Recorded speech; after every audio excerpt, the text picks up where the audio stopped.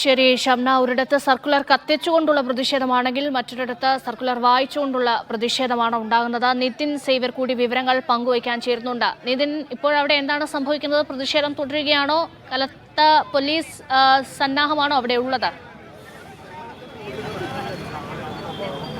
തീർച്ചയായും രേഷ്മ, ഒരു വലിയ പോലീസ് സന്നാഹം തന്നെ ഇവിടെയുണ്ട്. ഇപ്പോൾ ചെറിയ തോതിലൊരു ശാന്തത ഇവിടെ കൈവന്നിട്ടുണ്ടെന്ന് പറയാം. ഈ പോലീസ് ഇരു കൂട്ടരെയും രണ്ട് സ്ഥലങ്ങളിലേക്ക് പറഞ്ഞു വിട്ടിട്ടുണ്ട്. നിലവിൽ വലിയ സംഘർഷമായിരുന്നു നേരത്തെ ഇവിടെ ഉണ്ടായിരുന്നത്. സർക്കുലർ വായിക്കുന്നു, സർക്കുലർ തട്ടിപ്പറിക്കുന്നു, തിരികെ പോലീസ് ഈ സർക്കുലർ വിമത വിഭാഗത്തിൻ്റെ കയ്യിൽ നിന്ന് വാങ്ങിച്ച് തിരികെ വിശ്വാസികളുടെ കയ്യിൽ കൊടുക്കുന്നു. അവർ വായിക്കുന്നതിനിടയിൽ വീണ്ടും സംഘർഷമുണ്ടാകുന്നു. അങ്ങനെ വലിയ തോതിലുള്ള ഒരു സംഘർഷം ഇവിടെ ഉണ്ടായിരുന്നു. അതിനുശേഷമാണ് ഇപ്പോൾ ഈ ഇരു വിഭാഗങ്ങളെയും പോലീസ് രണ്ട് വശത്തേക്ക് മാറ്റിയിട്ടുള്ളത്. നിലവിൽ ഈ സർക്കുലർ ഇടപ്പള്ളി പള്ളിയിൽ വായിച്ചിട്ടുണ്ട്.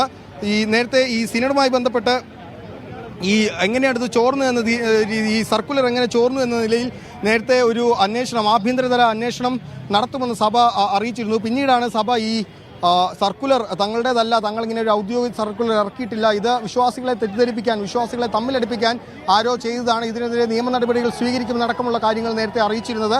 പക്ഷേ അപ്പോഴും ഈ സർക്കുലർ അത് സിനഡിന് മുമ്പ് തന്നെ റാഫേ തട്ടലിൻ്റെയും അപ്പസ്തോലിക് അഡ്മിനിസ്ട്രേറ്ററിൻ്റെയും വലിയ ഒപ്പും സീലോടും കൂടിയാണ് ഇത് വന്നിരുന്നത്. അതുകൊണ്ട് തന്നെ ഇത് ഔദ്യോഗികമാണെന്ന് തന്നെയാണ് വിമതപക്ഷം ഇപ്പോഴും ആരോപിക്കുന്നത്. അതുകൊണ്ട് തന്നെയാണ് 16-ാം തീയതി ഞങ്ങളിത് ബഹിഷ്കരിക്കുക ചെയ്തത്. ഞങ്ങൾക്ക് ഇത് താല്പര്യമില്ല. പള്ളിക്ക് ഇത് തീർത്ഥാടന കേന്ദ്രമാണ്. നാനാജാതി ഇതുപോലത്തെ ഉള്ള പ്രകടനങ്ങൾ ഇവിടെ നടക്കൂല. നമ്മൾ കേസ് ഉണ്ടെങ്കിൽ കേസായിട്ട് മുന്നോട്ട് പോകും. ഇവിടെ ഉള്ള എല്ലാവരും യോജിച്ച് ഒറ്റക്കെട്ടായിട്ടാണ് നിൽക്കുന്നത്. എടപ്പള്ളി പള്ളിയിൽ ഈ പരിപാടി ഒന്നും നടക്കൂല.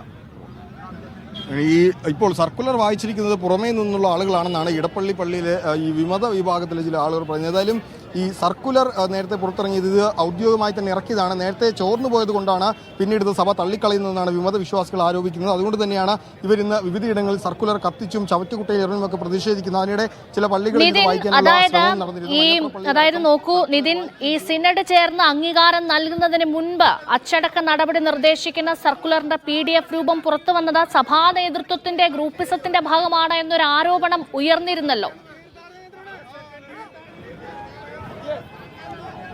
തീർച്ചയായും ഈ സർക്കുലർ ചോർന്നത് അത് സഭയ്ക്കുള്ളിൽ നിന്ന് തന്നെ ഈ പിതാക്കന്മാരുമായി അടുത്ത ബന്ധമുള്ള ആരുടെയോ പക്കൽ നിന്ന് തന്നെയാണ് ഈ സർക്കുലറിന്റെ കരട് രൂപം ചോർന്നത് എന്ന് തന്നെയാണ് സഭ മനസ്സിലാക്കുന്നത്. അതുകൊണ്ട് തന്നെ സഭ ഇതിലൊരു ആഭ്യന്തര അന്വേഷണം നടത്തുന്നുമുണ്ട്. പക്ഷേ അത് ഔദ്യോഗികമായി പുറത്തു പറയുന്നില്ലെങ്കിലും സഭ ഇക്കാര്യത്തിലൊരു ആഭ്യന്തര അന്വേഷണം നടത്തുന്നുണ്ട്. ഈ സർക്കുലർ ചോർന്നത് എങ്ങനെ, അല്ലെങ്കിൽ 15-ാം തീയതി സിനഡ് കൂടി 16-ാം തീയതി പള്ളികളിൽ വായിക്കാൻ നൽകേണ്ട സർക്കുലർ അത് 9-ാം തീയതി തന്നെ എങ്ങനെ ചോർന്നു എന്ന തലത്തിൽ സഭ ഒരു അന്വേഷണം നടത്തുന്നുണ്ട്. അത് സഭയ്ക്കുള്ളിൽ നിന്ന് തന്നെയാണ്, അല്ലെങ്കിൽ ഈ പിതാക്കന്മാരുമായി മേജർ ആർച്ച് ബിഷപ്പുമായും ഒക്കെ അടുത്ത ബന്ധമുള്ളവരാണ് ഈ സർക്കുലർ ചോർത്തി നൽകിയെന്നുള്ള വലിയ ഒരു സംശയം അത് സഭയ്ക്കുള്ളിൽ തന്നെ ഉള്ളവർക്കുണ്ട്. അതുകൊണ്ട് തന്നെ ഇക്കാര്യത്തിലൊരു ആഭ്യന്തര അന്വേഷണം നടക്കുന്നു. ഒപ്പം തന്നെ കഴിഞ്ഞ ദിവസം സിനഡ് കൂടിയപ്പോൾ ചില മെത്രാന്മാർ, സഭയിലത്തിന്റെ പ്രമുഖരായ ചില മെത്രാന്മാർ വിമതപക്ഷവുമായി വീണ്ടും ചർച്ച നടത്തണമെന്നും ഒത്തുതീർപ്പിലേക്ക് കാര്യങ്ങൾ എത്തിക്കണമെന്നും ആവശ്യപ്പെട്ടിരുന്നു. അതുകൊണ്ട് തന്നെയാണ് ഈ സിനഡ് അവസാനിപ്പിക്കാതെ വീണ്ടും 19-ാം തീയതിയിലേക്ക് നീട്ടിവെച്ചിരിക്കുന്നത്. 19-ാം തീയതിയും സിനഡിൽ ചർച്ചയാവുന്നത് ഏകീകൃത കുർബാനയുമായി ബന്ധപ്പെട്ട വിഷയങ്ങൾ മാത്രമാണ്. നിലവിൽ ഈ ശ്രീമലവർ സഭയിൽ എറണാകുളം അങ്കമാലി അതിരൂപതയിൽ മാത്രമാണ് ഇത്തരത്തിലൊരു പ്രശ്നമുള്ളത്. ഇതൊരു പ്രാദേശിക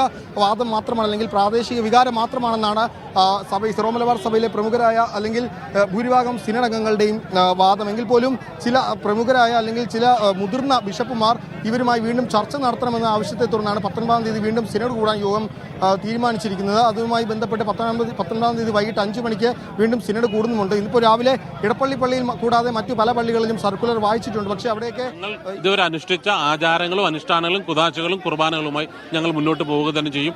ഞങ്ങളുടെ പ്രതിരോധത്തിന് ശക്തമാക്കുന്നതിന് വേണ്ടി ഇന്നലെ മുതൽ തുടങ്ങി, ഇന്നലെ കാഞ്ഞൂർ കഴിഞ്ഞു, ഇന്ന് ബസിലിക്ക ഫൊറോന, എടപ്പള്ളി ഫൊറോന, അങ്ങനെ 16 ഫൊറോനകളാണ് ഞങ്ങൾക്ക്. 11 ഫൊറോനകളിൽ ഇടവക പ്രതിനിധികളുടെ വിശ്വാസ സംഗമങ്ങൾ വിളിച്ചുകൂട്ടി ഓരോ ഇടവകയും ഈ പ്രതിരോധത്തിന് സജ്ജമാക്കാൻ ഞങ്ങൾ തയ്യാറായി കഴിഞ്ഞു.